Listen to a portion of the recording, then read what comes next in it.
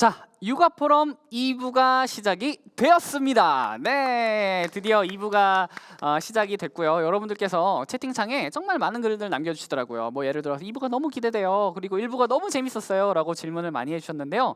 자, 제가 팁 하나 알려드릴게요. 1부 때 혹시라도 정말 물티슈에 대해 궁금하신 분들이 계시잖아요. 그런 분들 일단 채팅창으로 좀 남겨보세요. 그러면은 지금 팀장님이 보고 계시거든요. 팀장님이 아마 답변을 좀 남겨주실 수도 있으니까 그 부분 참고해 주시기 바라겠습니다. 팀장님 저쪽에서 웃고 계세요.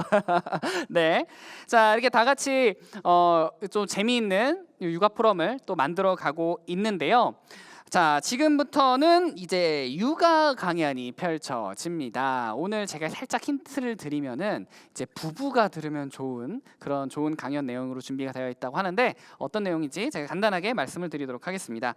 자, 2부에서는요 가족치료 전문가이자 최성애 박사의 행복 수업의 저자이신 HD 행복연구소 소장 최성애 박사님과 함께하는 행복한 육아를 위한 준비된 엄마 아빠 되기 그 네 번째 시간, 바로 소중한 우리 아이의 최상의 보살핌에 대해 알아보는 시간을 가져보려고 합니다.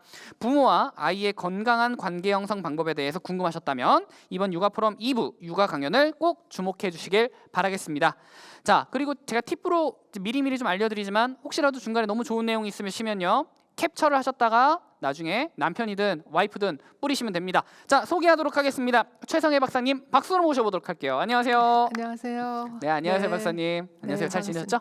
네, 두 달이 진짜 금방 갔네요. 그러니까요. 어떻게 네. 지내셨어요? 아이고, 바쁘게 지냈죠.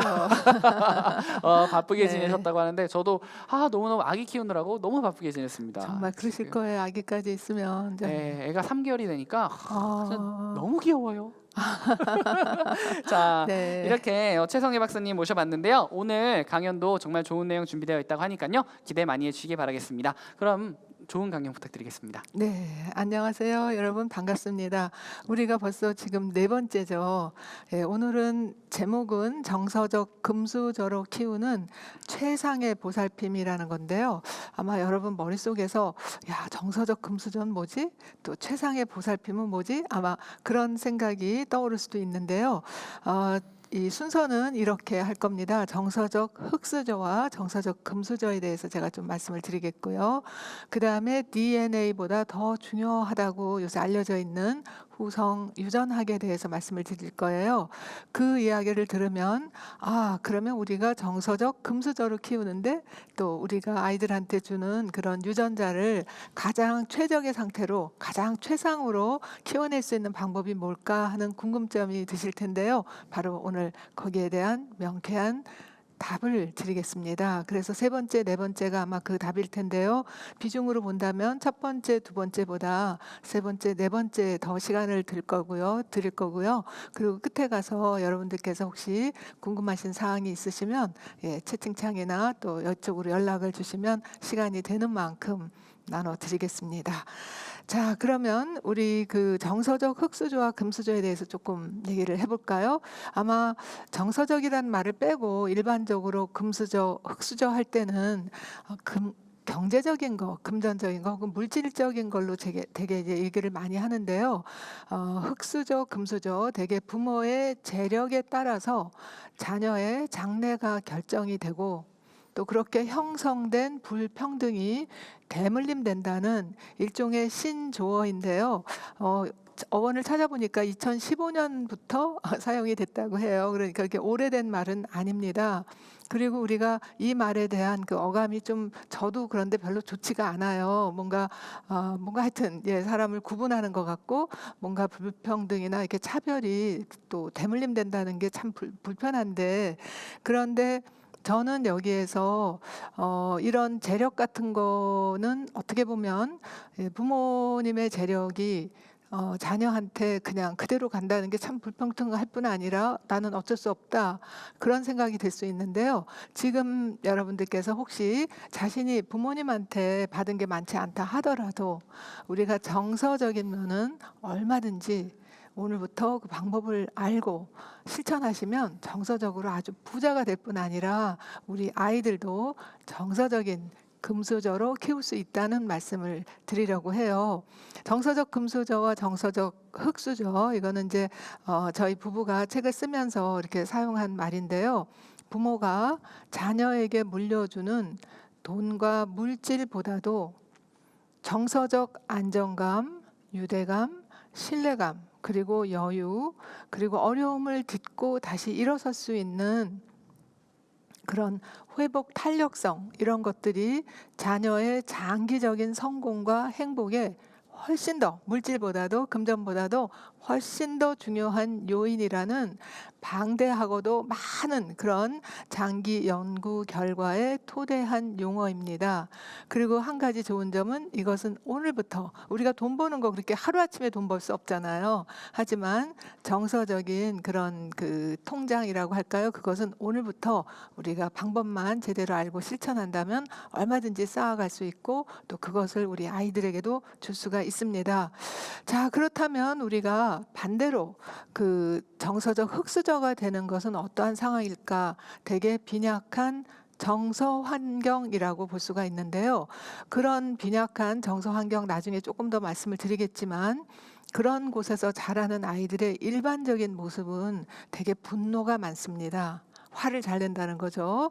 그리고 불만족스러우니까 불평불만도 많이 하고 얼굴이 이제 행복해 보이지가 않죠. 거기다가 마음속으로는 불안감이 높고 또 우울감이 굉장히 크면서 자존감도 아주 낮을 수가 있습니다.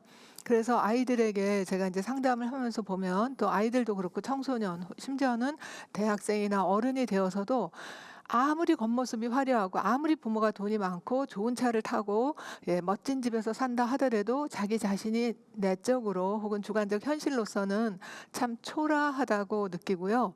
자존감은 아주 낮고, 그리고 일반적으로 범불안증이라고 그러죠. 뭐가 잘 안 될 것 같고 초조하고 불안하고 걱정이 되고 두려움이 많습니다. 그리고 우울감도 많이 크고요. 그리고 뭔가 이렇게 채워지지 않는 공허감, 허전함을 많이 느낀다고 해요.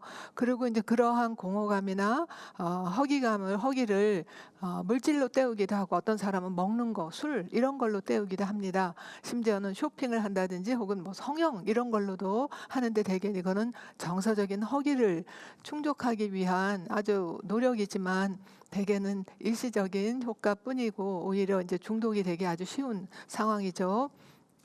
술, 담배 뭐 다 마찬가지입니다. 그리고 분노가 많고 불만족 많다는 거 아까 말씀드렸고요.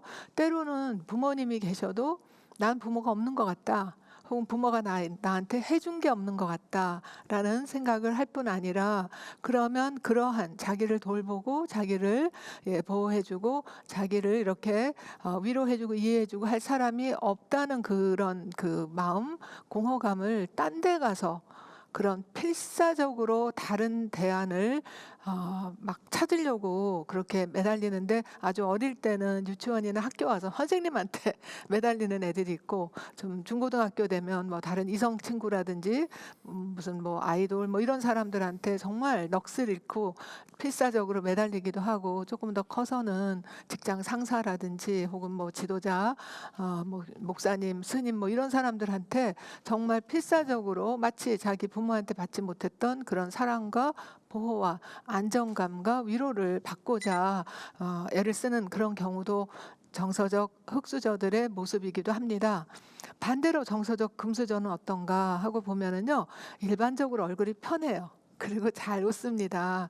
몸과 마음이 굉장히 안정적이고요. 표정이 밝고 편하고, 어떤 놀라운 일이 있어도 조금 놀라긴 하지만 막 흥분을 하거나 또 화를 낸다고 해서 그 화가 쉽사리 가라앉지 않고 막 오래가는 사람들이 있는데, 정서적으로 넉넉한 사람들은 놀라도 다시 제자리에 돌아오고 화가 나도 쉽게 풀어지기도 하죠.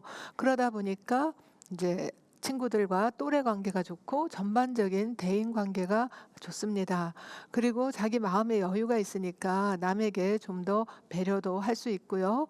정신적으로도 좀 더 유연성이 있기 때문에 막 흑백 논리라든지 극단적으로 죽기 아니면 살기, 이것 아니면 저것, 이렇게 경직된 생각이나 그런 행동을 하지 않고 좀 더 창의력이 있고 좀 더 문제를 유연하게, 좀 넓게 큰 그림에서 바라볼 수가 있습니다. 그리고 또한 우리가 마음에 여유가 있을 때 도전도 할 수 있고 모험도 즐길 수 있거든요.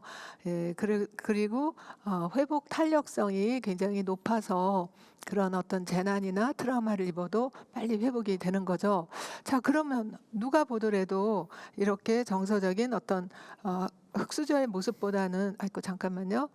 정서적인 흑수저의 모습보다는 초라하고 낮은 빈곤감, 우울감, 불안감, 공허감 이런 거보다는 당연히 여유가 있고 넉넉하고 유연성과 회복 탄력성이 높은 사람으로 키우고 싶겠죠. 그런데 어떤 사람들은 이거 타고나는 거 아니야? 유전할 수 없어. 이렇게 생각하시는 분도 계시는데요. 사실 거기에 대해서는 100년 이상 정말 학계에서 뜨겁게 이게 유전이냐 아니면 양육 방식이냐 혹은 선천성이냐 후천성이냐에 대해서 정말 많은 논란이 있었고 연구가 있었는데요. 지금은 그것이 둘 다이다라고 그렇게 결론을 내렸습니다. 그건 아주 쉽게 얘기한 거고 좀 더 전문적인 용어로는요. 지금 어떻게 하면 타고난 것이 어떤 거라 하더라도 그 아이가 갖고 있는 그 유전적인 어떤 요인이나 요소를 최적화하고 가장 좋은 방법으로 활짝 꽃피고 또 그것이 열매를 맺어서 다음 세대까지 영향을 긍정적으로 줄 수 있는가 혹은 그 반대일 수도 있는데 그것을 후성 유전학이라고 합니다. 영어로는 에피지네틱스라고 하는데요. 지네틱스 유전학이라는 거 알죠? 에피는 왜 책 쓰고 나서 에필로그 하는 것처럼 끝에 후성 이미 유전자를 이제 그 정자와 난자가 만나서 아이가 뱃속에 있을 때 이미 다 주어진 거라 하더라도 그 유전자 속에서 어떤 유전자가 언제 어떻게 얼만큼 표현이 될지 발현이 될지 혹은 발현이 안 될지 이런 것들이 바로 태아기와 영유아기의 그 환경적인 요인에 의해서 결정되고 또 그것이 어떤 거는 영구적으로 영향을 미칠 수 있다는 것이 바로 후성 유전학이고 어떤 면에서는 이것이 DNA보다도 더 중요할 수도 있다는 거죠. 조금 더 자세히 살펴보자면 후성 유전학이란 태아와 영유아의 환경은 이미 결정된 DNA라 하더라도 그것이 언제 어떻게 어떤 방향으로 그러니까 얼만큼 이만큼이냐 발현될지 말지에 대해서 영향을 미친다는 것이고요. 그래서 유전자는 피는 못 속여 뭐 이런 얘기를 하는데 이렇게 돌 비석에 새겨진 것처럼 고정 불변이 아니라는 거죠. 그리고 태아와 영유아기의 경험에 따라서 어떤 유전자는 turn on, 켜지기도 하고 turn off, 유전자가 있는데도 발현이 안 된다는 거죠. turn off, 꺼지기도 하고 아예 발현이 되지 않을 수도 있다는 겁니다. 이런 것을 컴퓨터로 치면 operating system이라고 하는데요. 그 에피게놈이 바로 이제 그런 그 작동 체계, 작동 시스템인데 이것은 아기가 난 후에도 뱃속에서도 물론이지만 태어난 후에도 긍정적인 경험을 하느냐 혹은 부정적인 경험을 하느냐에 따라서 유전자의 화학적 흔적을 남기면서 형성되고 이것이 때로는 다음 세대까지도 물려지게 된다는 거죠. 그래서 이것이 화학적 흔적이 일시적인 것도 있고 어떤 것은 영구적인 것도 있다는 거예요. 주위로 연구를 해보면 막 털 색깔이 바뀌고 그 바뀐 털 색깔이 다음 세대로 유전이 전이가 되기도 합니다. 그래서 이제 이런 일시성과 영구성이 조합해서 특정 유전자들이 얼마나 쉽게 켜지거나 꺼지는가를 결정하는 것이 바로 후성 유전학인데 이걸로 보면 일란성 쌍둥이 즉 유전적으로는 똑같다 하더라도 그러나 크면서 애들이 조금씩 달라지잖아요. 그거는 어떤 친구를 사귀느냐, 어떤 담임 선생님을 만났느냐, 어떤 그 환경에 접했느냐에 따라서 달라질 수 있다는 겁니다. 자, 그러면 우리가 오늘 아이들에게 가장 최상의 그런 양육을 한다 하면은 대개 이제 사람들이 뭘 먹일까? 그쵸? 뭘 입힐까? 그 다음에 학교는 유치원은 어디를 보내고 또 집은 어디서 살까? 이런 걸 생각하시는데 사실 다 중요합니다. 음식 문화, 주거 환경, 또 더군다나 아이들에게는 놀이 환경도 매우 중요하고요. 또 공부하는 학습 환경도 매우 중요하죠. 그것 외에도 공해 혹은 물리적인 환경, 뭐 날씨라든지 기후 이런 것도 정말 중요한데 이러한 환경들이 아이들이 키가 얼마나 클지 작을지, 얼마나 뚱뚱할지 말를지, 또 이 지능이 얼마나 높을지 낮을지 이런 거에 영향을 준다는 거는 너무나 잘 알려진 거죠. 그런데 사람들이 잘 모르는 것이 사실 후성 유전학에서 정말 중요한 영향을 미치는 것이 음식, 뭐 주거 환경 이런 거 다 좋지만 그러나 특히 포유동물, 감정이 있는 그 사람에게는 정서 환경이 아주 직접적으로 영향을 미친다는 거예요. 그래서 같은 쥐라 하더라도 쥐도 포유류니까 스트레스를 많이 줬던 쥐와 스트레스를 덜 받고 정말 편안하게 즐겁게 긍정적인 경험을 하면서 자란 쥐와 똑같은 어미에게서 태어난 쥐라 하더라도 어떤 나중에 컸을 때 이제 사람으로 치면 아동기, 청소년기가 됐을 때 스트레스 상황에 놓일 때 그 상황에 얼마나 편안하게 의연하게 대처하느냐, 아니면 조그만 스트레스 상황에서도 안절부절을 못하고 쩔쩔쩔쩔 매고 심지어는 일찍 사망하는 쥐, 이런 것들이 바로 정서 환경이 얼마나 특히 스트레스에 반응하는 그런 체계에 아주 그 흔적을 남기고 그런 영향을 미친다는 것이 밝혀졌거든요. 그리고 태네와 영유아 초기의 경험은 특히 영유아기 때 유전자의 구조를 화학적으로 변형시키는 작동을 하기도 하는데요. 어떤 유전자는 초기에만 형성되는 결정적 시기가 있고, 또 어떤 유전자는 생애 전반에 걸쳐서 영향을 받는 것도 있다고 합니다.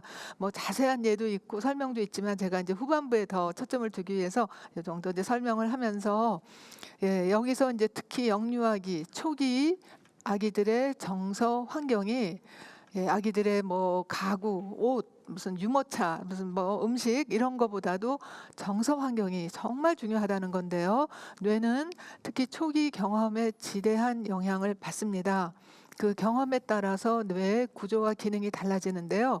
예를 들어서 자꾸 제가 쥐의 예를 들어서 죄송합니다. 근데 사람은 그 인생 주기가 좀 길기 때문에 연구 대상으로 삼았을 때 시간이 많이 걸리기도 하고, 또 그 변화가 지금 초기에 나타나는가 혹은 청소년기에 나타나는가 성인이나 노년에 나타나는가, 이 연구자가 그 대상자와 함께 늙어가기 때문에 사실 연구하기가 좀 어려울 때가 있어요. 그런데 쥐는 인간이랑 유전적으로는 참 비슷하지만 그러나 그 생애 주기가 굉장히 짧기 때문에 우리가 이것을 2세대, 3세대에 걸쳐서도 관찰을 하고 연구를 할 수가 있는데요. 같은 그 어미 쥐에서 나온 똑같은 새끼라 하더라도, 그러니까 유전적으로는 굉장히 비슷하겠죠. 그런데 많이 아기 때부터 그 어미 쥐가 열심히 핥아줬던 그 쥐들은 스트레스를 감내하고 스트레스에 대응하는 그런 두뇌의 그 신경화학 체계가 훨씬 다르다는 거죠. 그래서 스트레스에 훨씬 스트레스를 덜 받고 잘 대응한다. 제가 아까 말씀드렸죠. 그런데 아주 갓난아기 때 태어나자마자 대부분의 포유류들은 자기 새끼를 많이 핥아주는데 첫 12시간 동안에 열심히 핥아주지 않고 그냥 방치되게 놔두었던 그런 쥐들은 크면서도 아주 스트레스에 취약할 뿐 아니라 커서도 스트레스에 굉장히 쉽게 흥분하거나 혹은 불안감을 느끼거나 심지어는 우울하기도 하고 병도 많이 걸리고 또 일찍 사망한다고 얘기를 했잖아요. 그만큼 우리가 영유아기 초기 경험이 굉장히 중요하다고 하는데요. 나머지는 이제 경험에 따라서 적응을 해가면서 발달을 합니다. 전반적으로 긍정적인 경험은 굉장히 이렇게 효과적으로 건강하게 잘 적응하는데, 이것이 학습에도 그렇고 기억이라든지 그 밖에 다른 많은 행동 체계에도 나타나게 되고요. 부정적인 경험은 불건강한 적응 방식을 키웁니다. 아까 예를 들었지만 불안할 때 손톱을 막 물어뜯는다든지, 아니면 불안할 때 남을 때린다든지, 화가 난다고 다른 사람을 해친다든지, 혹은 외롭거나 힘들 때 술, 담배를 빨리 핀다든지, 중독에 빠져서 게임 같은 거에 몰입을 한다든지, 이제 이런 것들이 불건강한 적응 방식으로 자기가 겪은 부정적 경험에 대한 그런 어려움 혹은 스트레스를 대응하려고 하는 거죠.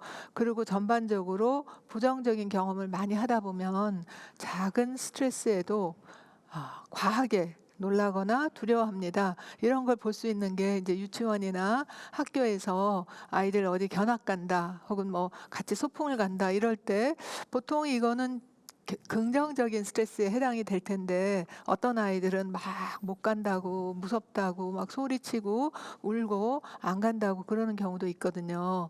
예, 그런 것들이 같은 스트레스 상황에서도 훨씬 더 이것을 아주 부정적으로 보고 위험한 상황으로 여기고 혼자서 감내하지 못할 것 같은 두려움으로 그냥 주저앉거나 아니면 심하게 이제 떼를 쓰거나 그렇게 될 수 있다는 거죠. 자, 영유아기 때 받은 스트레스는요. 후성 유전자에 영향을 주어서 어른이 되어서도 스트레스에 대응하는 방식이나 그 정도가 달라지게 됩니다. 예를 들어서 태네나 그러니까 엄마 뱃속에 있을 때나 출생 후에 스트레스를 많이 받은 동물은 두뇌의 스트레스 신호 감지 수용체와 또 스트레스 호르몬 반응 체계에 화학적 변화를 일으켜서 위협을 감지하거나 반응하는 뇌 회로가 달라지게 됩니다. 그렇게 됨으로써 신경계, 면역계, 호르몬계에 다 부정적인 영향을 미치는데 그럴 때 우리가 볼 수 있는 것이 아기들인데 혹은 영유아 어린아이들에게 심한 아토피가 보인다든지 알레르기성 비염이 보인다든지 아니면 만성적으로 설사를 하거나 혹은 뭐 감기 쉽게 걸리고 잘 낫지 않고 뭐 그 밖에 여러 가지 피부 질환 혹은 장내 소화기관 혹은 뭐 잠을 잘 못 잔다든지 말이 늦는다든지 뭐 여러 가지로 나타날 수가 있습니다. 그래요. 이런 걸 보면 우리가 아이를 잘 키운다는 것은 직접적으로 먹여주고 입혀주는 것도 중요하지만 그러나 이 환경을 정말 안정적으로 또 편안하게 긍정적으로 만들어주는 것, 조성해주는 것이 정말 중요하다는 게 이해가 되시죠? 자, 그렇다면 태아와 영유아에게 해로운 스트레스는 뭐 이전 시간에 여러 번 반복해서 말씀드렸겠지만 방치, 영유아는 방치가 아주 가장 학대보다도 어떤 면에서 학대보다 더 나쁘다고 말씀을 드렸죠. 왜냐하면 아이들은 자기 혼자서 어떠한 위험에 대응할 수 있는 힘이 없기 때문에 심지어는 개가 자기를 물으려고 해도 도망가지도 못해 아직 누워 있으면 갓난아기들은 그리고 말로 뭐 표현할 수도 없고 하기 때문에 그냥 온 몸으로 과각성이 돼서 그 불안감과 공포를 다 견뎌야 되기 때문에요. 그래서 방치가 아기들에게 상당한 해로운 영향을 미칠 수가 있고 늘 과각성 상태 그리고 불안 상태로 만성화될 수 있는 그런 어려움이 됩니다. 그리고 특히 이제 정서 발달에 중요한 운의 발달은 가만 놔둬서 되는 것이 아니라 그 돌보미에 눈을 마주보고 정서를 교감하고 표정을 보면서 상호작용 속에서 형성되는데 그 상호작용이 절대적으로 부족하거나 부정적일 때는 제대로 형성이 안 되기 때문에 커서도 자기 감정 조절이 안 되고 타인의 감정을 이해 못하는 아주 그 여러 가지 그리고 정서 신경 그러니까 뭐죠 그 정신 문제를 일으킬 수 있는 많은 요인들이 생긴다고 그랬죠. 그래서 방치가 아주 나쁘고 학대도 말할 것도 없죠. 뭐 아이들이 뭐 자기 방어력도 없는 아이를 행동으로 그러니까 때리거나 혹은 말로써 심리적으로 뭐 언어적으로 정서적으로 학대를 하는 것은 아이들에게 이루 말할 수 없는 고통과 두려움을 줄 거고요. 그다음에 학대나 방치를 하지 않아도 어려서부터 부모와 떨어져 있는 시간이 너무 길거나 잦거나 혹은 갑자기 양육자가 교체되거나 바뀌거나 뭐 이렇게 되면서 애착 손상이 있는 것도 굉장히 많은 스트레스를 준다고 했습니다. 그런데 오늘 제가 주목을 할 것은 위에 세 가지는 여러 번 말씀드렸고 이제 네 번째 부부 사이에 갈등이 얼마나 아이에게 정말 해로운 부정적인 정서 환경이 되는가 그리고 그것이 아이에게 얼마나 아주 지대하고 심오하고 장기적인 영향을 미칠 수 있는가 거기에 대해서 말씀을 드리겠고 반대로 우리가 부부 사이를 좀 더 따뜻하고 온화하고 서로 화목하게 긍정적으로 지냄으로 해서 아이들이 타고난 부모로부터 받은 좋은 유전자가 최적화해서 꼽힐 수 있는 긍정적 정서 환경을 통해서 정서적 금수저로 될 수 있는가 거기에 이제부터 이제 초점을 두고 말씀을 드리겠습니다. 자, 아까 말씀드렸지만 이런 그 해로운 스트레스들이 단지 그냥 마음에만 혹은 머리에만 그렇게 남기는 게 아니라 그랬죠. 몸 전체 신경계, 호르몬계, 면역계에 다 영향을 미치면서 우울과 불안을 유발하고 신체적으로는 천식, 고혈압, 심장 질환, 당뇨, 암 등과도 관련이 있고요. 또 어떤 경우는 키가 잘 자라지도 않는다고 합니다. 영국에서 연구를 해보니까 부부가 자꾸 싸우면 거기서 자라는 아이들이 스트레스를 많이 받아가지고요. 키가 잘 안 자라는데 특히 다리가 짧아진다 그래요. 숏다리가 된다 그래요. 왜 그러냐 하면 뼈는 무기질을 흡수해야지 뼈가 잘 자랄 거 아니에요. 그런데 스트레스 호르몬이 바로 뼈가 무기질을 흡수하는 걸 방해하기 때문에 뼈가 잘 자라지 않으니까 키도 잘 자라지 않고 특히 다리가 길게 롱다리로 잘 자라기 어렵다고 하니까 우리가 진짜 정서적, 금수저 그 정서 환경에 많이 신경을 써야 되겠죠. 특히 부부 사이에서요. 자, 여태까지는 조금 어둡고 무서운 얘기를 했다면 좋은 소식을 말씀드려야죠. 좋은 소식은요. 후성 유전자가 영향을 받았다 하더라도 즉 불가피하게 아이가 어릴 때 부모가 다툴 수도 있고 또 갑자기 헤어질 수도 있고 때로는 양육자가 바뀔 수도 있고 기타 여러 가지 그런 부정적인 영향을 받은 후라도 전 생애에 걸쳐서 어느 시기라도 이 과정이 달라질 수 있다는 거. 이것은 왜냐하면 우리 뇌에는 가소성이라는 즉 변화가 가능한 그 가소성이 죽을 때까지 가능하기 때문에 그러나 가능하면 그 가소성이 가장 높은 탄력이 가장 높은 영유아기 아동기 때 우리가 이것을 긍정적으로 변화하면 모르고 혹은 알고라도 불가피하게 주었던 그런 스트레스를 우리가 이제 되돌려서 긍정적인 후성 유전학으로 발현될 수 있도록 해줄 수 있다는 거죠. 그 중에서 가장 검증되고 효과성이 입증이 되고 또 안전하고 과학적으로 연구가 된 방식 중에 하나가 감정 코칭인데요. 이것에 대해서는 다음번과 마지막 회기에서 좀 더 구체적인 방법들을 설명드릴 거예요. 그 감정 코칭을 통해서 아이들이 또 어른도 마찬가지지만 스트레스를 완화하고 대처하고 또 통제할 수 있을 때 뇌와 신체 변화가 가능하다는 거죠. 즉 인지적으로도 또 신경적으로도 면역계, 호르몬계 다 변화 가능합니다. 그리고 더군다나 감정 코칭을 하게 되면 아이들이 놀라고 무섭고 흥분됐을 때 이것을 진정시켜주는 영향을 하는 그 효과성을 내보이는 미주신경을 아주 강화시켜 주기 때문에 그래서 놀라도 빨리 제자리로 돌아올 수 있고 또 우울하다 그래서 거기에 머물지 않고 이렇게 회복을 할 수 있는 그런 회복 탄력성이 커질 수 있습니다. 자, 요약을 하자면 관계도 환경이라는 건데요. 아동의 정서 발달은 관계적 환경에 지대한 영향을 받습니다. 이 관계적 환경은 주로 부모의 관계 혹은 어른들, 부모와 돌보미와의 관계 혹은 시댁, 친정 등 친인척과의 관계, 나아가서는 이웃과 공동체와의 관계 등인데요. 그러한 관계 속의 상호작용 패턴은 아이가 자신과의 관계, 또래와의 관계 혹은 교사와 나중에 커서는 뭐 친구들 그리고 남자친구, 여자친구 혹은 배우자 나중에 또 자기의 그 자녀들과의 관계에 반영이 되게 됩니다. 즉 흑수저, 정서적 흑수저도 될 수 있고 정서적 금수저도 또 될 수 있는 것이 바로 관계적 환경인데요. 자, 이제부터 본격적으로 제가 이 정서적 환경을 정말 그 최적화할 수 있는 그 부분에 대해서 말씀을 드리겠어요. 자, 부부 관계가 가장 중요하다 그랬죠. 그런데 안타깝게도 가트맨 박사라고 감정 코칭도 연구하시고 또 부부 사이에 치료법도 50년 동안 연구하신 가트맨 박사의 연구에 의하면 부부가 결혼해서 둘이 있다가 이제 아이를 낳으면 셋이 됐잖아요.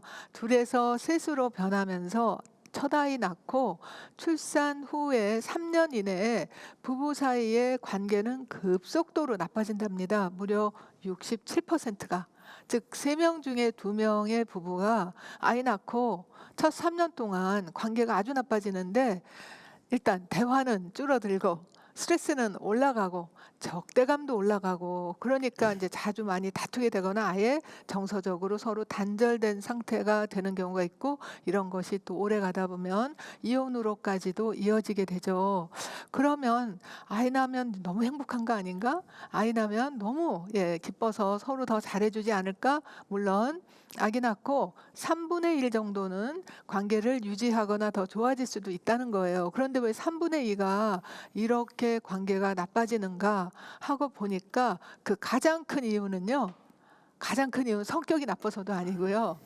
또 뭐 술 마시고 무슨 뭐 돈을 적게 벌고 이런 것이 아니랍니다. 부부 사이가 나빠지는 가장 큰 원인은 바로 수면 부족 때문이래요.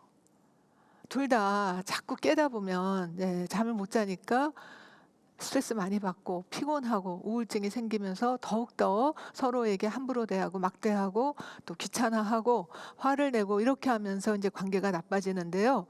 자, 그 관계가 그러면 뭐 3분의 1이라고 해서 잠을 많이 자는 건 아닐 거 아니에요. 다 같이 다 첫 아이 낳고 아마 굉장히 잠 못 자는 거 뭐 많이 경험하셨을 텐데 어떻게 3분의 1은 아이를 낳고도 잠을 못 잤는데도 행복을 유지하거나 오히려 행복도가 더 커지는데 3분의 2는 행복도가 떨어지고 관계가 나빠지는가?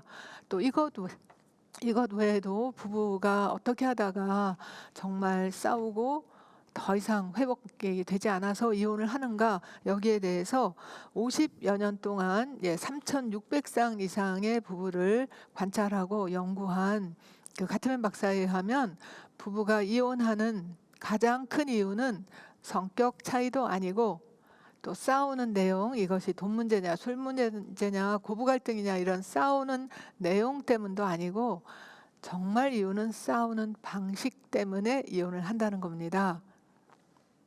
싸우는 방식. 그래서 저한테 부부 치료를 받으러 오시는 분들이 있으면 저는 그래요. 뭐라고 하냐면 저는 두 분의 성격을 고쳐라 바꿔라 하지도 않고요.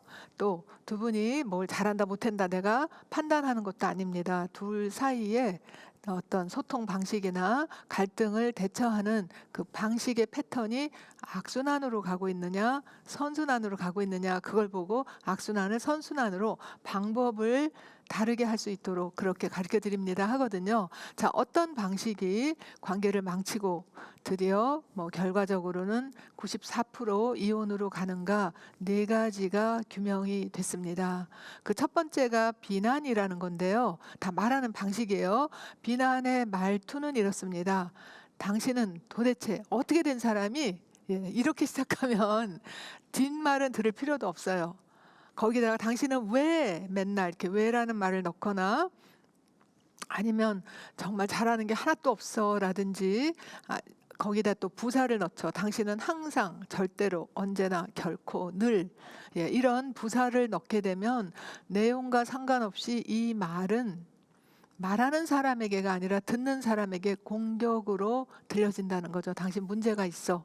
당신 인격적인 문제가 있어. 이제 이런 식으로 문제를 지적하는 거가 되기 때문에 듣는 사람에게 상당한 거부감과 반발심이 들게 한다는 거죠. 결국은 이제 관계를 망치는 첫 번째 독이 된다는 거예요. 두 번째 독은 뭔가 하면 이런 독을 받을 때 가만히 있을 사람이 없죠. 대개는 자기를 방어해야 되니까 독이 들어오니까. 그런데 그 방어투의 말투도 역시 관계를 망치는 네 가지 독 중에 하나입니다. 어떤 게 관계를 망치는 독이냐면 그러는 넌 뭘 잘했는데 이게 네 탓이지 내 탓이냐?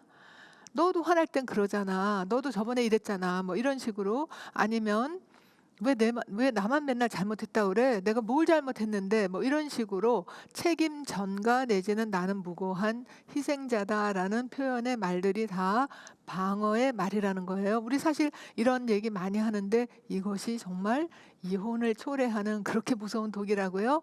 맞습니다. 왜냐하면 비난을 방어로 막고 그러면 또 더 큰 비난이 들어오면 더 큰 방어로 막고 공방 하다 보면 이제 자기가 불리할 때 주변 사람들도 끌어들이고 니네 뭐 친구들도 그러잖아 언니도 그랬잖아 뭐 이런 식으로 아니면 옛날 일 너 옛날에도 그랬잖아 뭐 이런 식으로 옛날 일까지 끌어들여 갖고 공방전을 하다 보면은 제자리에서 뺑글뺑글 돌다가 아유 이제는 말하는 것도 지쳤다 관두자 하면서 점점 정서적으로 단절되고 거리감이 느껴지게 돼서 이제 이혼으로 끝나게 된다는 거죠. 자, 세 번째가 이제 그 네 가지 독 중에서 가장 독이 강하고 또 오래가는 제일 나쁜 건데요. 그것은 경멸이라는 겁니다. 경멸은 뭐냐 하면 상대를 나보다 어리거나 못한 사람 취급하는 게 경멸인데요. 말투로 보자면 어쭈 뭐 이러는 거, 혹은 이거 이런 말 해도 되는지 모르겠는데 이 새 대가리야라든지 이렇게 막말을 부르거나, 혹은 어이 뚱보 아줌마, 혹은 큰 꼴에 잘난 척은, 혹은 주제 파악이나 하시지 뭐 이런 식의 막말하는 거, 비웃는 거, 비꼬는 거, 이런 것들이 다 경멸에 해당이 됩니다. 그러면 어떤 사람은 그래요. 아, 우리는 존댓말 해요. 근데 존댓말 하면서도 경멸할 수 있는 게, 상대가 얘기할 때 팔짱 끼고 이렇게 있다가 근데 당신 문법 틀리셨는데요. 예, 이렇게 고쳐주는 거, 예, 그러면서 학교 다닐 때 공부 못했죠. 뭐 이런 식으로 지적으로 내가 더 우월하고 상대를 나보다 낮추게 보는 거. 또 때로는 아, 우리는요 말 안 해요. 그런데 말 안 하고도 경멸하는 게 있어요. 표정으로. 어떤 게 표정의 경멸의 표정이냐 하면, 상대가 얘기할 때 눈을 굴린다든지, 아니면 왼쪽 입술을 반만 뺨 쪽으로 그 피식 웃는다든지, 이런 것들이 바로 표정으로, 예, 제 말은 안 하지만 말 같은 소리나 해라 이 바보야, 이제 이런 표정이죠. 그것도 경멸에 해당이 된다는 거예요. 경멸이 얼마나 나쁘냐 하면, 경멸을 받은 배우자가 추적 연구를 해보니까 4년 안에 감염성 질병에 걸리더래요. 왜냐하면 스트레스 너무 받으니까 면역력이 떨어져서, 예, 뭐 감기라든지 이런 감염성 질병이 있을 때 잘 회복이 안 될 정도로 아주 독성이 강한 것입니다. 자, 네 번째 독이 담쌓기라는 건데요. 담쌓기라는 것은 아예 같은 방에 있어도 상대를 없는 사람, 유령 취급하는 것이 담쌓기입니다. 상대가 말을 걸고 뭘 물어봐도 대꾸도 안 하고 휴대전화 보거나 컴퓨터 본다든지, 아니면 상대가 들어오던 나가던 아예 쳐다도 안 본다든지, 아니면 말하는데 휙 나가버린다든지, 전화하는 중간에 뚝 끊어버리고, 혹은 각방 쓰고 별거 하고, 이런 것들이 다 담쌓기인데요. 주로 담쌓기는 남자들이 더 많이 하고, 비난은 주로 여자들이 더 많이 한다고 합니다. 자, 그렇다면 우리가 이것이 독이라면, 예, 이것은 쓰면 안 되겠죠. 그런데 이 쓰지 않을 때, 그렇다고 해서 말을 하지 말라는 게 아니거든요. 각 독에 대한 해독제가 있습니다. 제가 아주 간단하게만 해독제를 설명을 드릴게요. 비난을 일단 당신으로 시작하는 게 비난이라고 그랬잖아요. 아니, 그 전으로 돌아가 주세요. 예, 비난으로 처음으로, 아까, 예, 비난으로, 예, 예, 당신으로 시작하는 게 비난이라고 그랬잖아요. 그런데 대개 비난은 여자들이 많이 하는데 왜 비난을 할까요? 관계를 망치려고, 혹은 이혼을 하려고 하는 것이 아니라, 비난 속에는 내가 꼭 원하는 어떤 욕구, 내지는 꼭 하고 싶은 어떤 필요한 중요한 내용이 있다는 거예요. 근데 이것을 당신으로 하게 되면 상대는 공격을 당하니까 피하거나 역공을 한다는 거죠. 그래서 비난을 유루하지 않고, 시작을, 이 해독제는 나로 시작해서 내가 원하는 바를 부드럽게 요청하면 됩니다. 한번 예를 들어 볼게요. 당신은 도대체 어떻게 된 사람이 왜 전화를 그렇게 잘 안 받아? 자, 이제 그렇게 얘기를 했다면 사실은 거기에 자기가 원하는 바가 뭘까요? 내가 전화를 할 때 좀 받아주면 좋겠어, 혹은 문자라도 보내주면 좋겠어, 이런 거잖아요. 그렇죠? 예, 그래서 그것을 나 전달법으로 한다면, 나는 내가 전화나 문자를 보낼 때 바로 답을 해주면 좋겠어, 혹은 고맙겠어, 요 정도만 하면 돼요. 당신 애 우는 소리 안 들려? 예, 이렇게 하는 거 당신으로 하면 또 이것도 역시 비난이죠. 그럴 때 나는, 예, 아이가 울면 좀 나 대신이라도 내가 음식하거나 이럴 때 빨리 좀 안아주고 달래주면 좋겠어, 예, 원하는 바를 부드럽게 요청하는 게 해독입니다. 방어에 대한 해독제는요, 그러는 너는 네가 그랬지 네 탓이냐, 이렇게 역공하거나 내가 뭘 잘못했다고 하는 거, 이런 것은 공방전만, 소모전만 더 키운다 그랬죠. 그래서 방어에 대한 해독제는요, 좀 어렵지만, 아니 간단한 것 같지만 하기는 어려워요. 예, 답은 부분적으로 약간만 인정한다는 거예요. 이거 진짜 쉽지 않습니다. 예를 들어서 당신은 왜 이렇게 방을 맨날 어질러놔 이랬을 때 바로 방어가 내가 언제 맨날 어질러놨냐 아니면 어질르는 사람이 당신이지 나냐 뭐 이렇게 하고 싶은데 그것을 약간만 인정한다는 건요. 아 정말 오늘 내가 방을 못 채웠네. 오늘 요즘 내가 요즘 방이 좀 어질러졌지. 요즘 혹은 내가 좀 그런 경향이 있어. 이것이 바로 약간 인정한다는 거예요.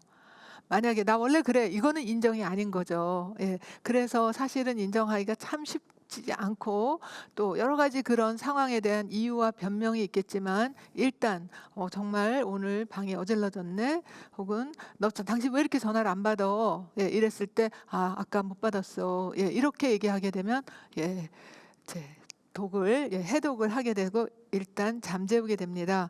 세 번째 경멸에 대한 해독제는요. 경멸은 너무 나쁘기 때문에 아예 안 하는 게 제일 좋아요. 말투부터 "야, 너" 무슨 뭐 별명 부르고 막말하고 이런 건 아예 없어져야 되는데 자기도 모르게 뭐 어쭈라는 혹은 어쭈구리 뭐 이런 말이 자기도 모르게 습관적으로 나왔다면 이건 경멸이기 때문에 얼른 호감, 존중, 감사, 배려를 5번 정도는 해야지 겨우 상쇄가 된다고 합니다. 그러니까 거꾸로 말하면 내가 한 번 경멸을 할 때마다 내가 쌓은 긍정성이 5배 줄어들고 5배 줄어들고 그러니까 정말 정서적으로 매우 매우 고갈되다가 파탄이 될 수도 있는 거죠.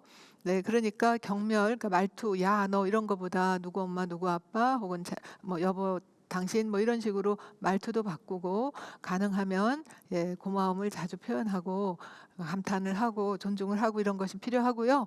그다음에 이제 담쌓기를 할 때는 대화가 안 돼요. 오히려 대화를 하게 되면 더 격한 얘기를 하면서 관계가 나빠질 수가 있기 때문에 일단 이때는 각자 심장 호흡을 하거나 자기 진정을 하고 그러고 좀 차분해진 다음에 다시 대화를 재개하는 것이 필요합니다. 자 이제 요까지가 4 가지 독과 해독제인데요. 이렇게 4 가지 독을 모르고 계속 쓰게 되면 그 관계는 94% 이혼으로 끝난다 그랬잖아요. 근데 이 서로 공방전이라든지 상호작용을 보려면 네 가지 독이 나오는 걸 보려면 부부의 대화를 한 15분은 봐야 돼요. 그런데 가트맨 박사는 더 빨리 더 정확하게 부부의 이혼을 예측할 수 있는 게 없을까 해서 15분에서 이혼과 상관없는 부분을 다 잘라 놓고 보니까 부부 싸움 할 때 3분만 봐도 이 사람들이 이혼할지 안 할지 97% 정확도로 맞힐 수가 있다고 합니다. 그 3분이 뭐냐 하면 맨 처음에 말을 꺼낼 때 뭐 아내든 남자든 누가 꺼내더라도 주로 여자들이 더 말 걸기를 많이 하는데 말을 꺼낼 때 말을 격하게 시작하게 되면 그러면 나머지는 볼 필요가 없다는 거죠. 격하게 시작하면 공격이 들어가니까 싸우거나 도망가게 되고 그러면 더 큰 공격이 가게 되고 더 큰 방어가 오게 되면서 경멸이 일어나고 담쌓기가 일어나게 되고 그래서 부부싸움 첫 3분만 보면 이혼의 가능성을 97% 정도 예측할 수 있는데 그런데 그중에서도 여기 중요한 부분이 있습니다. 둘 다 격하게 시작하면 안 좋지만 특히 아내가 말을 격하게 시작을 하게 되면 바로 남편들이 파충류 반응이 나온다고 하거든요. 이거는 두뇌에서 파충류 반응이라는 게 뭐냐 죄송합니다. 하면 괜찮습니다. 이게 실제로 파충류 반응이 뭐냐 하면 우리 뇌가 사실 3중으로 되어 있어요. 맨 아래 뒤통수에 있는 것이 뇌간, 뇌뿔이라고 하는데 그 뇌간의 구조와 기능이 파충류와 같다 해서 일명 파충류의 뇌라고도 하는데 갓난아기들은 엄마 뱃속에서 뇌간이 형성돼서 태어나요. 이게 이제 생명 유지의 부분이기도 하거든요. 그러니까 태어나자마자 아기가 젖도 빨고 잠도 자고 체온 조절도 하죠. 그 뇌간이 파충류의 뇌고 그 위에 지금 영유아기 사춘기에 그 위가 이제 변연계라고 해서 감정, 기억, 동기, 성욕, 식욕 그런 것들이 이제 그 관리되는 그런 부위입니다. 그리고 그 위에 이제 사람은 영장류가 그래서 그 중간에 부위는 포유류도 갔다 와서 일명 포유류에 내라 그러고요. 그다음에 사람은 거기에다 말 배우고 이제 생각하고 글 쓰고 하면서 좀 더 영장류에 내 전두엽이라고 하는데 여기가 이제 발달하는데 그 과정이 있거든요. 예, 전두엽이 형성되는 데까지는 남자들은 한 30년 걸려요. 여자들이 더 철이 빨리 듭니다. 아무튼 그런데 뭐 남자든 여자든 특히 남자들은 공격이 들어오면 편도체라는 곳에서 공격이다라는 이렇게 그런 자극이 들어오면 바로 전두엽에 있던 혈류가 파충류의 뇌로 확 몰려가면서 싸우거나 도망가는 파충류 반응이 바로 즉각적으로 나온다는 거예요. 그럼 여자들은 안 그러냐? 여자들은 잘 안 그렇습니다. 왜 그러냐 하면 여성 호르몬이 심장박동수가 빨리 뛰고 빨리 싸우거나 도망가는 그런 반응의 억제력 혹은 브레이크를 걸어주는 작동을 해주기 때문에 그렇다고 해요. 그런데 이제 여자들 중에서도 남자와 다름없이 어떤 자극이 들어오면 바로 파충류 반응이 나오는 그런 분들의 두 종류가 있는데 하나는 갱년기 이후의 여성, 즉 더 이상 여성 호르몬이 브레이크 역할을 못 해주기 때문에 그럴 수도 있고 그래서 황혼이혼이 잘 일어나는 거죠. 같이 싸우니까 같이 파충류끼리 싸우니까.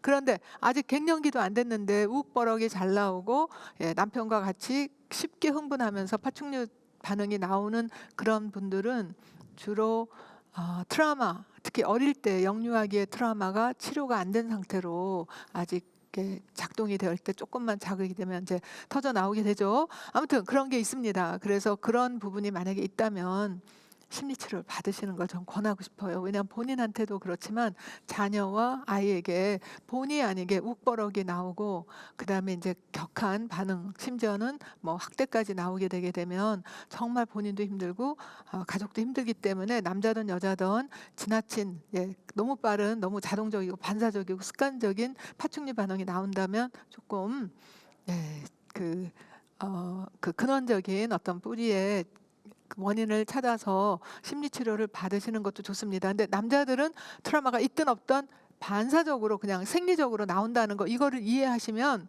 그러면 아내가 할 일은 뭐냐? 아무리 화가 나더라도 일단 자기 진정을 하고 심정호흡 한 3번만 하셔도 돼요. 그러고 나서 나 전달법으로 부드럽게 자기가 원하는 바를 요청하면 됩니다. 예를 하나 들어볼게요. 당신 엄마는 귀신인가 봐. 맨날 그 애기 아플 때만 꼭 전화해가지고 저기 온다 막 이러는데 정말 나 지겨워 죽겠어. 이거는 격한 시작입니다. 그러면 그 내용과 상관없이 당신 엄마는 할 때 벌써 남편들은 공격이 오는구나 하면서 스트레스가 확 올라가고 바로 격한 반응, 당신 엄마는 귀신이야 막 이러면서 이제 또 역공을 하거나 아니면 문 탁 닫고 나갈 수 있거든요. 자, 이럴 때 부드럽게 시작한다는 것은 어떤 거냐 하면 오늘 어머님한테 전화를 받았는데 이렇게 상황을 얘기하는 거예요. 내일 갑자기 오신대요. 근데 어제부터 아이가 열이 나서 지금 나도 잠을 못 자고 좀 힘든데 혹시 당신이 어머니께 전화해서 좀 아기 다 낳고 나서 한 4주나 4달에 오시면 어떻겠냐 좀 전화를 해주면 어때요? 이런 정도로만 부드럽게 상황을 얘기하고 원하는 바를 얘기하고 요청을 한다면 싸움이 격하게 갈 것이 부드럽게 또 좀 더 긍정적인 방향으로 갈 수가 있다는 거죠. 자, 이것은 이제 아내가 할 일입니다. 그런데 여기에 아내만 노력해야 되느냐? 아닙니다. 남편이 할 일이 있어요. 왜냐하면 말을 걸 때 아내가 격한 반응으로 나온다는 것은 평상시에 남편이 아내 말을 잘 귀담아 듣지도 않고 아내 말을 존중해 주지 않았던 것이 쌓였기 때문에 이게 나오는 거거든요. 그래서 쌓이지 않게, 그러니까 아내는 격한 상황에서 부드럽게 하는 것이 역할이라면 남편은 평소 상황에서 이미 격한 상황에서 남편이 이미 파충류가 되어 있기 때문에 조절이 안 돼요. 그러니까 평상시에 아내의 영향력을 잘 받아들인다. 이것을 잘 지켜주면 아내가 격한 말을 할 필요가 없게 되는 거죠.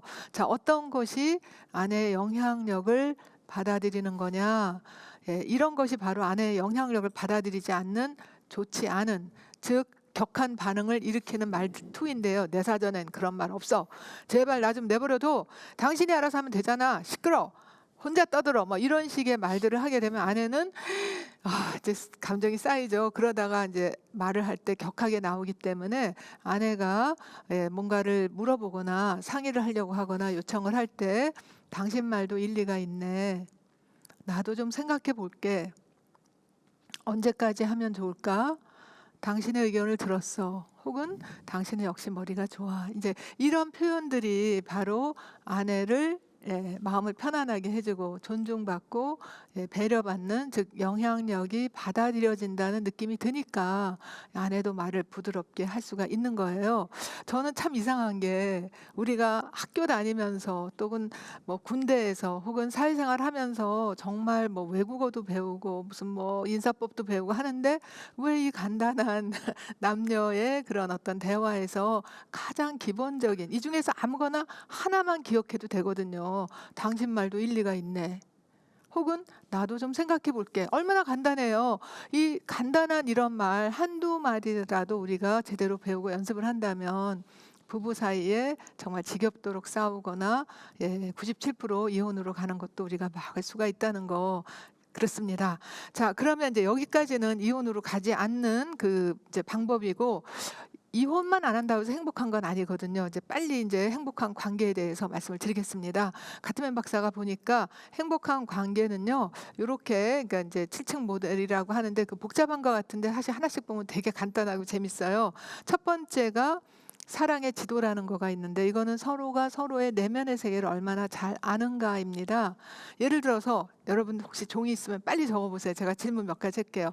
남편 혹은 배우자의 가장 친한 친구 이름 2명 되실 수 있을까요? 또 배우자와 처음 만났을 때 배우자가 입었던 옷 기억나세요? 뭐 군복이든 청바지든 혹은 원피스든. 또 세 번째, 남편이 가장 좋아하는 음식이 뭔지 아시나요? 그리고 남편이 가장 좋아하는 노래나 가수가 누군지, 혹은 요즘 가장 스트레스 받는 거, 가장 가보고 싶은 여행지, 또 5년 안에 이루고 싶은 꿈, 이런 것들이 바로 내면의 세계라는 거예요. 사실 사이가 좋은 부부들은 서로 이런 것을 잘 알지만 사이가 안 좋은 부부들은요, 같이 10년, 20년, 30년 살아도 모르는 수가 있습니다. 그러면 관계가 쌓이기 어려워요. 자, 그래서 관심을 갖는 거. 두 번째는 호감과 존중. 제가 많이 말씀드렸죠. 서로 호감, 존중, 감사, 배려를 자주 해라. 그 다음에가 이제 서로 다가가는 대화를 자주 하는 것이 행복한 부부들의 모습인데, 요 다가가는 대화에 대해서는 제가 조금 설명을 드릴게요. 시간 괜찮을지 모르겠네요. 일단은 괜찮습니다. 내용이 너무 좋아가지고요. 네. 네. 서로 다가가는 대화라는 건 이런 거예요. 이제 부부가 얘기를 할 때 같이 말을 시작하는 게 아니잖아요. 한 사람이 말을 꺼내고 말 시작을 하면 거기에 대응하는 방식이 다가가는 대화, 멀어지는 대화, 원수되는 대화, 이 세 가지 방식이 있다고 그래요. 자, 예를 들어 볼게요. 이제 만약에 어머, 아기가 지금 열이 나는가 봐라고 얘기를 했을 때 원수되는 대화는 그래서 어쩌라고, 이렇게 핀잔을 주거나 그건 당신이 알아서 하면 되잖아, 이런 식으로 반박하거나 핀잔 주는 것이 바로 원수되는 대화라는 거예요. 자, 그다음에 멀어지는 대화는요. 아기가 열이 나는 것 같아. 그럴 때 그거와 상관없이 화제를 바꾸는 거. 저녁 뭐 먹을래? 뭐 이러는 거. 화제를 바꿔버리면 말한 사람이 굉장히 무안하거나 정말 마음으로 멀어지겠죠. 이런 것들은 다 관계를 망치는 방식입니다. 다가가는 대화는 어떤 거냐면 상대의 말에 귀를 기울여주고 같이 조율하는 거, 호응하는 거. 예를 들어서 어머 저 꽃 좀 봐 그랬을 때 같이 꽃을 바라봐 주는 것도 다가가는 대화고요. 꽃이 예쁘게 폈네. 혹은 비가 오나 봐 그럴 때 정말 진짜 오늘 비가 많이 오네. 뭐 이런 식으로 같이 호응을 해 주는 게 다가가는 대화인데요. 사실 간단한 패턴인데 이걸 몰라서 말을 꺼내면 이상하게 막 삐그덕삐그덕거리고 서로 감정이 상하고 스트레스가 올라간다면 혹시 내가 하는 대응의 방식이 원수되는 대화나 멀어지는 대화가 아닌가 한번 생각해 보실 필요가 있습니다. 그리고 가트맨 박사에 의하면 정말 많은 부모들이 자녀들에게 아무렇지도 않게, 그것도 5세 미만의 자녀가 1분 안에 평균 부모를 부르는 횟수가 3번인데 엄마 이거 좀 봐, 아빠 이거 좀 봐. 근데 대부분 다 원수되는 대화 아니면 멀어지는 대화를 한대요. 엄마, 엄마 이거 좀 봐. 그럼 아 시끄러워. 이게 원수되는 대화입니다. 아빠, 예, 나 그림 그렸어. 그런데 여보세요. 그 딴 데 전화하는 거 멀어지는 대화입니다. 예, 이렇게 되면 아이와도 관계가 나빠지게 되죠.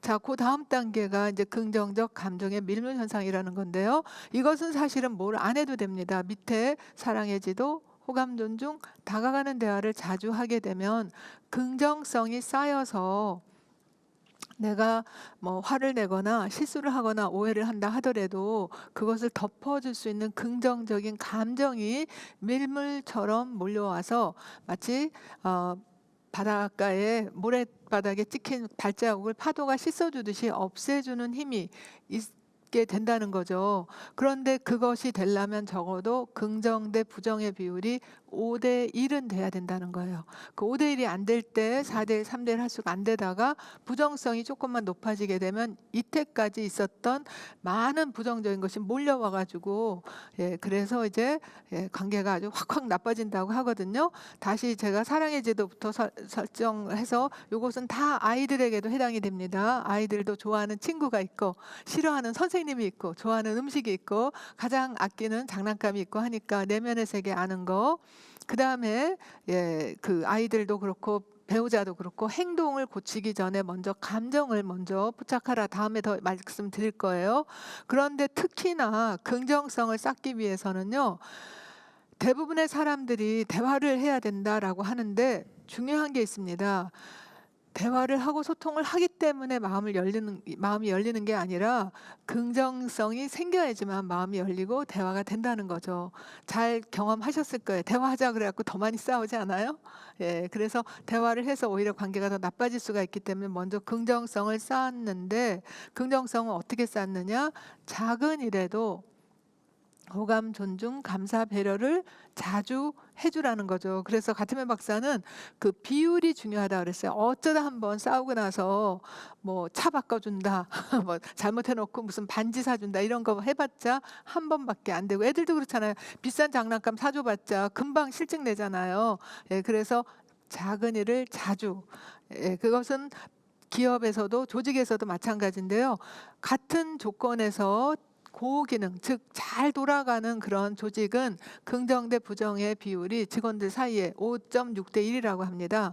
그런데 같은 조건에서도 학력, 직업, 수입 다 같은데도 굉장히 일을 못하는 조직을 보면 긍정 대 부정의 비율이 1대 3이라고 하거든요. 부부 사이도 마찬가지입니다. 부부가 긍정적으로 잘 돌아가려면 최소한 긍정 대 부정의 비율이 5대 1은 돼야 된다는 거죠. 그런데 부정성이 약간만 높아져서 1.25 대 1 또는 1대 0.77 그렇게만 돼도 이제는 사이가 급속도로 나빠진다고 했거든요.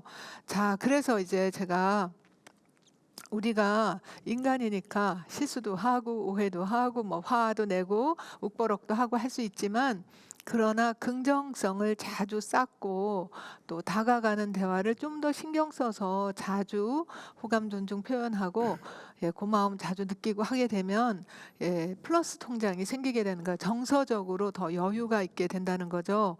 그런데 이제 그 긍정성을 아무리 쌓아도 정말 풀리지 않는 문제들이 있습니다. 요거는 제가 다음번에 이 문제는 정말 이 문제만 나오면 너무너무 화가 나고 정말 떠나고 싶고 결혼 잘못한 것 같고 후회가 되고 이런다면 여기에는 뭔가가 사연이 있거든요. 뼈 아픈 사연이나 뭐 깊은 실존적 의미나 특별한 상징적 가치나 꼭 이루고 싶은 꿈 이런 게 있는데 요것을 다루는 이걸 이제 영속적 갈등이라고 하는데요.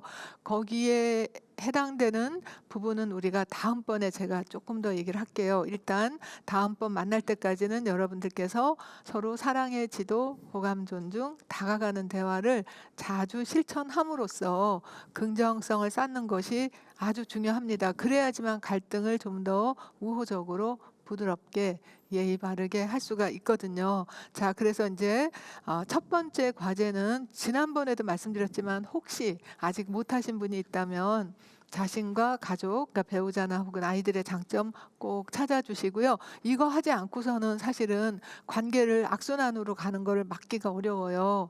이것을 함으로써 이제 망가진 관계, 이미 대화도 하기 싫고 꼴도 보기 싫은 그런 정도라면 긍정성을 그냥 한두 번 해서 안 되기 때문에 한 50가지 써 선순환으로 바꾸는 어떤 그 모멘텀, 동력을 활용하기 위해서 그러는 거고요. 그다음에 이제 두 번째는 정서 통장을 쌓기 위해서 고마움을 그때그때 작은 거라도 정말 어떤 때는 살아있어서 고맙다 이럴 때도 있잖아요. 어떤 때는 정말 내가 바쁠 때 아이를 안아줘서 고맙고 또 돈을 벌려고 열심히 일해서 고맙고 하루 종일 아이랑 같이 있어줘서 고맙고 너무나 당연하게 여기서 말 안 하지 않는 것도 사실 보면 고마운 게 너무 많거든요.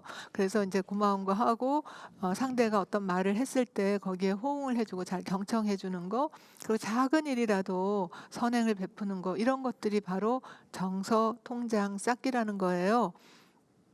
그리고 세 번째는 여러분들이 관계에서 쌓기가 너무 힘들다 하면 먼저 자기 스스로라도 자기 입가에 미소를 짓게 해주는 뭐 기분이 편안한 장소, 기분을 편안하게 해주는 물건 혹은 대상, 활동 우리가 보통 소확행이라고 하는데 작은 것도 괜찮으니까 꽃이든 뭐 동물이든 간에 음악이든 간에 작은 거를 하루에 한 3가지 정도 나를 미소 짓게 하는 거, 나를 기쁘게 해주는 거 적어보거나 혹은 찾아보는 거 이런 것들이 긍정심을 더 많이 일으켜서 이게 쌓이게 되면 당연히 내 마음에서 우러나오는 밝은 빛이 우리 집에 긍정적 정서적 통장이 되면서 그게 점점 쌓일수록 아이들은 그 안에서 정서적 금수저로 특히 부모님이 서로 이것을 나누고 키워갈 때 정말 안정적으로 행복한 아이로 잘 클 수 있을 것입니다.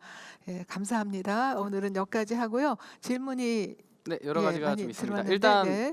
오늘 강연 너무 잘 들었습니다. 네, 그래서 박수 한번 부탁드립니다. 와. 감사합니다. 네, 감사합니다. 네, 리자드맨 MC 이지훈이라고 합니다. 전 리자드맨이라고 생각해 주면 돼요. 파충류 MC. 여러분 파충류 분들과 잘 살고 계시죠? 죄송합니다. 아까 강연 중에 잘 집중해서 듣다 갑자기 파충류가 팍 나오니까 너무 웃겨가지고 제가 뿜었어요. 그래서 다들 네, 알겠습니다. 일단 너무너무 잘 들었고요.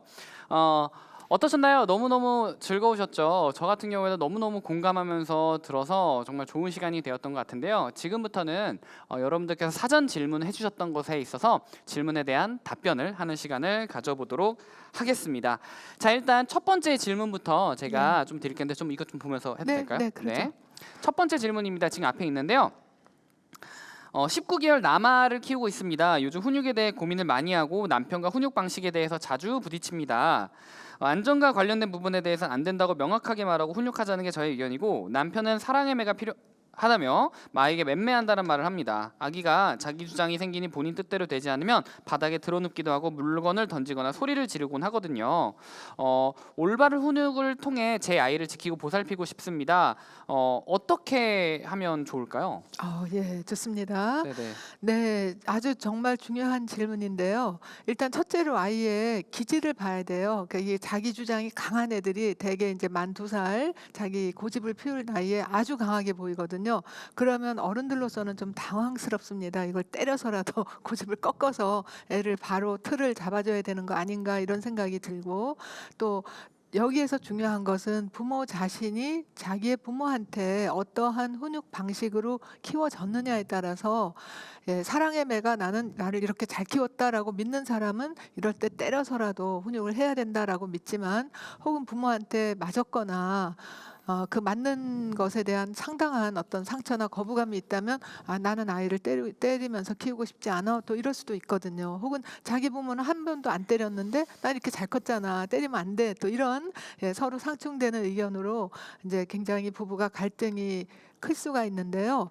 제일 중요한 것은 그런 갈등 상황에서 그걸 가지고 논쟁을 하는 것보다 이때는 서로 파충류 반응이 일어날 수가 있기 때문에 이때가 아니라 평상시에 저는 태교 중에 하나로 부부가 같이 우리 나중에 아이 키울 때 잘할 때는 물론 아주 기쁘겠지만 혹시 잘못된 행동할 때 우리가 어떻게 양육을 할지 훈육을 할지 이런 거를 나누는 것도 되게 중요하다고 생각이 돼요.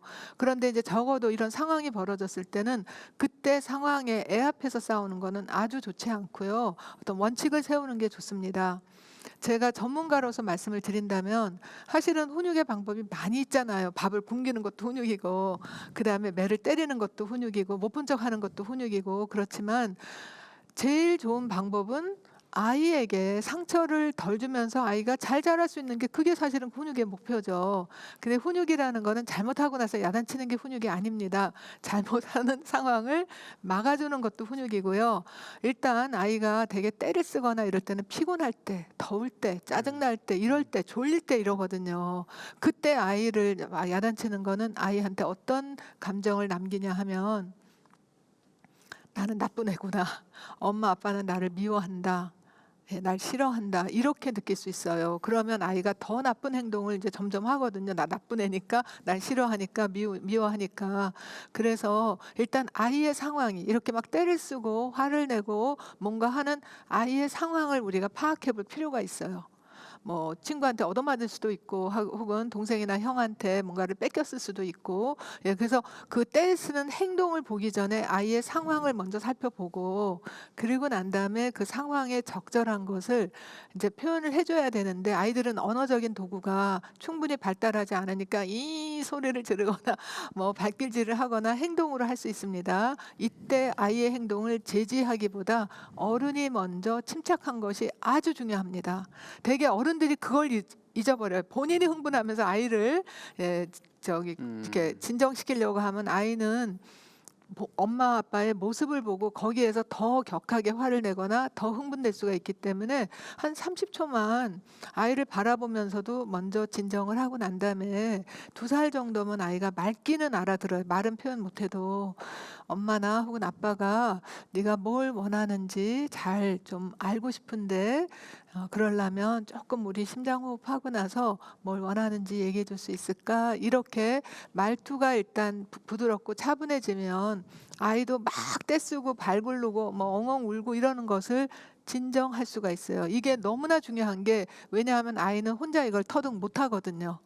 그래서 터득시켜주는 것은 어른이 하는 모습을 보면서 레귤레이션이라고 그래. 같이 이것을 조율하는 것을 애가 보고 경험해 봐야 됩니다. 이 경험이 빠진 상태에서 아이가 조율을 못한다고 막 때리게 되면 둘 중에 하나죠. 아이는 더 큰 때를 부리거나 아니면 위축돼서 표현을 안 하게 되거나 둘 다 좋지 않은 거예요. 왜냐하면 자기 스스로 조율을 하지 못하는 상태로 커게 되기 때문에 먼저 어른이 조율하고 그러고 난 다음에 아이랑 이제 제일 좋은 게 사실 감정 코칭인데 감정을 따죽여 주면서 상황을 이해해서 그다음에 그 상황을 좀 더 바람직한 방법으로 표현할 수 있게끔 모델링을 보여주는 거예요.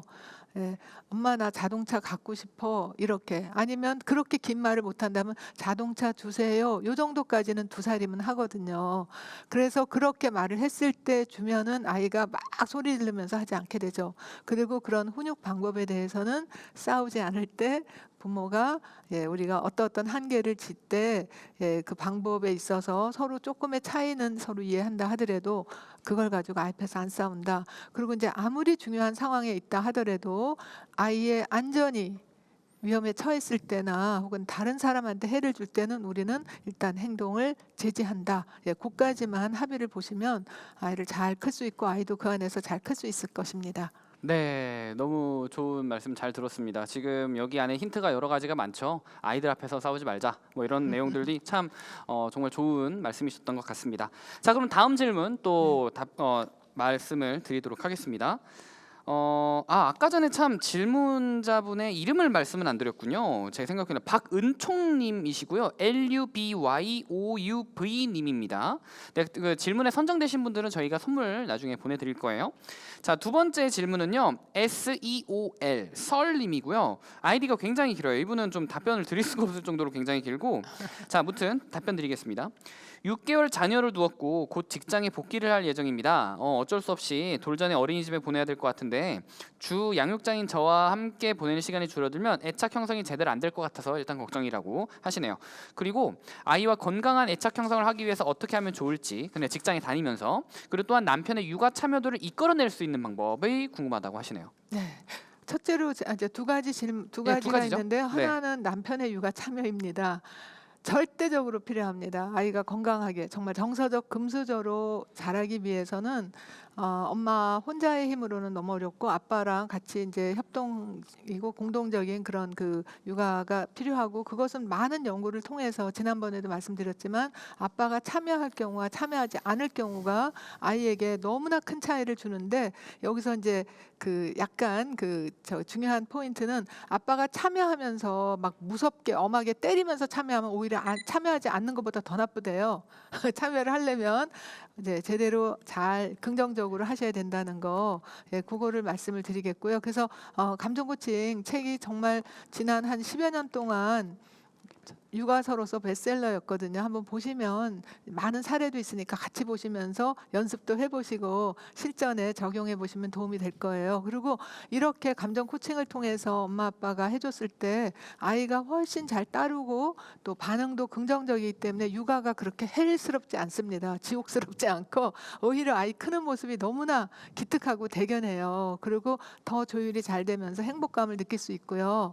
자, 그런데 이제 6개월 때 직장 복귀하는 거에 대해서는 제가 애착 손상 때도 누누이 말씀드렸지만 직장 복귀하는 것이 어른이 상황에 맞춘다 하더라도 아이의 발달 과정은 어른의 그 사정과 상관없이 얘의 그 발달 과정이 있거든요. 그런데 그 갑자기 양육자와 결별할 때 거기에 가장 애착 손상 혹은 애착 트라우마를 입는 그 취약성이 가장 높은 게 만 11개월 전후입니다. 좀 더 정확하게 말씀드리자면 생후 6, 7개월부터 생후 18개월 사이가 애착 손상의 후유증이 가장 크고 오래고 길게 남을 수 있는 가장 그 민감 시기라고 할 수가 있거든요.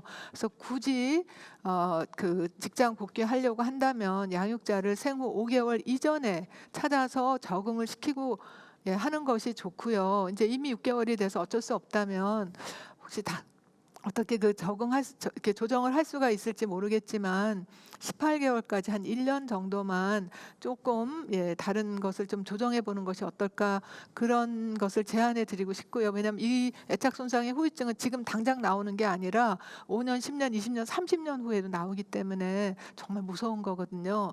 뭐 거기에 대해서는 제가 너무나 많은 이야기를 했기 때문에 이제 그 더 말씀을 안 드리겠고 만약에 어쩔 수 없다면 이제 도와주실 분을 뭐 할머니든 뭐 가사 도우미든 간에 처음부터 갑자기 오늘 직장 간다 하고 탁 맡기고 어린이집에 가서 탁 맡기고 하지 말고 첫날은 한 10분 잠깐 가서 이렇게 둘러보고 같이 오거나 아니면 이제 새로운 사람과 잠깐 만나고 두 번째 날은 그 시간을 조금 늘리고 하면서 일단 아기들은 자기 자신이 이 환경이 혹은 이 대상이 무서운지 안전한지 좋은지 모르는지를 알기가 판단 기준이 없어요.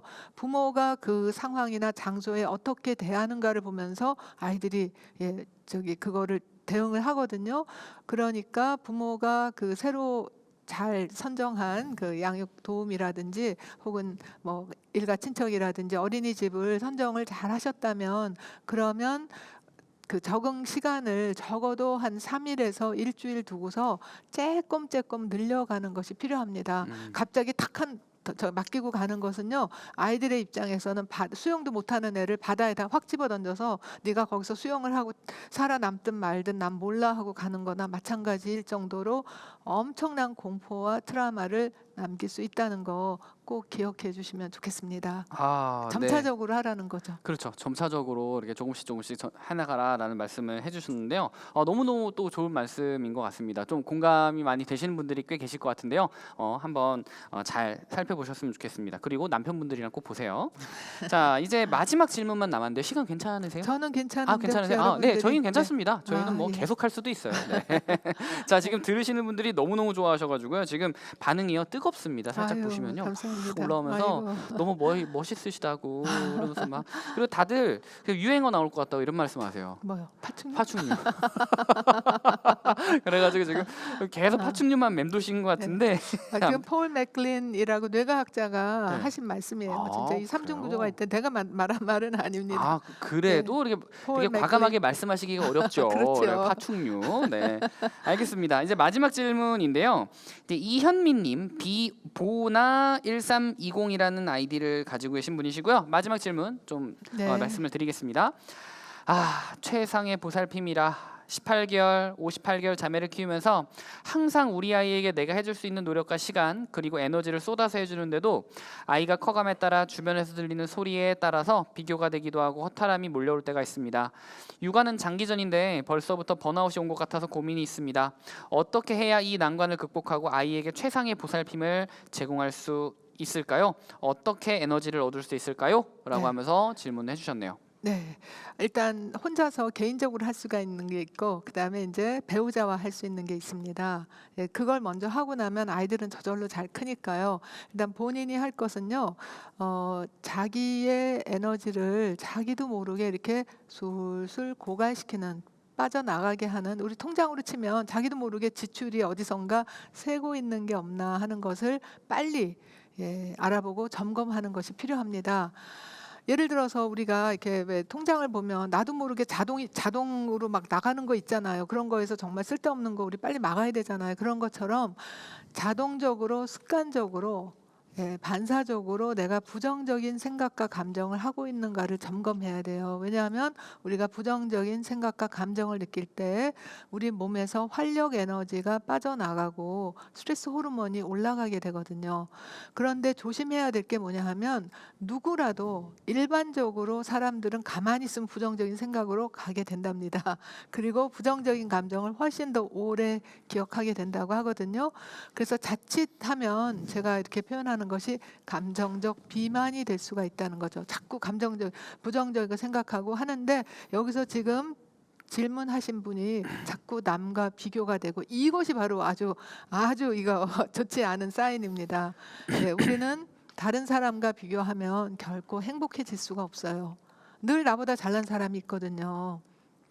그래서 비교를 한다면 내가 어제보다 오늘 조금 달라지지 않았나? 내가 어제보다 오늘 조금 더 기쁘지 않나? 이렇게 비교를 한다면 굳이 자신과 비교를 하는 건 괜찮지만 남과의 비교는 정말 부정성을 키워나가면서 계속해서 열등감, 낮은 자존감, 그다음에 뭐 원망, 분노, 슬픔, 우울 이런 걸로 이어지게 되기 때문에 아주 에너지가 많이 빠져나가게 됩니다. 아마 그것이 에너지 빠져나가는 구멍이라고 생각을 하시고 그걸 딱 막아야 됩니다. 그러려면 내가 오늘 고마운 거, 다행한 거 이런 거 떠올리시고 그걸 표현하시면서 긍정성을 높이는 거 그게 이제 혼자서 할 수 있는 거고요.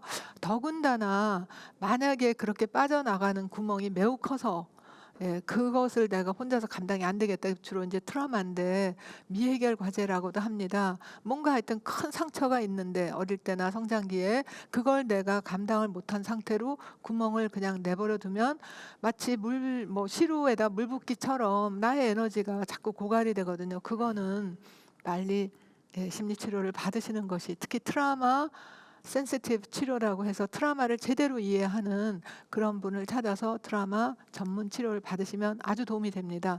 혼자서 할 수 있는 거고요. 두 번째, 같이 관계 속에서 할 수 있는 거가 있는데요. 어떻게 보면 여러분 아시겠지만 혼자 있는 것보다 같이 있을 때 더 피곤할 때 있죠. 그죠? 그거는 관계 속에서 에너지가 시너지가 되는 것이 아니라 오히려 더 관계가 더 빨리 망가지면서 더 에너지가 2배, 4배, 10배로 빨리 고갈될 수 있는 거. 그게 바로 멀어지는 대화, 원수되는 대화. 그다음에 관계를 망치는 4가지 독. 비난, 경멸, 방어, 답쌓기. 이런 것들을 내가 하고 있지 않는가. 그래서 관계를 점검할 필요가 있습니다. 그리고 그것은 말하는 패턴, 방식을 조금만 바꿔도 긍정성이 쌓이게 되면서 긍정적인 선순환으로 시너지를 합칠 수가 있거든요. 그런데 첫 번째 것을 하지 않고 두 번째 거 하기가 어렵습니다.